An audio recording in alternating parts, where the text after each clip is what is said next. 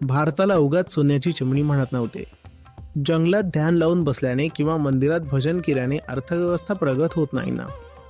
आणि आर्थिक दृष्टीनेही जर भारत जगात आघाडीचा देश होता तर याचा अर्थ असा होतो की उद्योगधंद्यांमध्ये प्रगती होत होती, वैज्ञानिक शोध लावले जात होते, गणित, विज्ञान, कला या सगळ्याच गोष्टी भरभरून फुलत होत्या.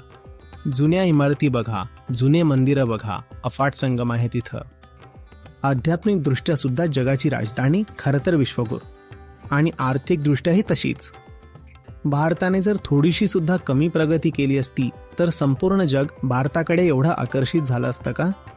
भलेही लोक भारताकडे आर्थिकदृष्ट्या लुटण्यासाठीच आकर्षित झाले, तरी यावरून हेच सिद्ध होतं की इथे लुटण्यासाठी खूप काही होतं.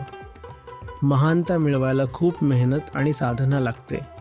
आज भारताला महान बनवायचं असेल तर आपल्या आतमध्ये ताकद निर्माण करा आणि सत्यावर निष्ठा ठेवा.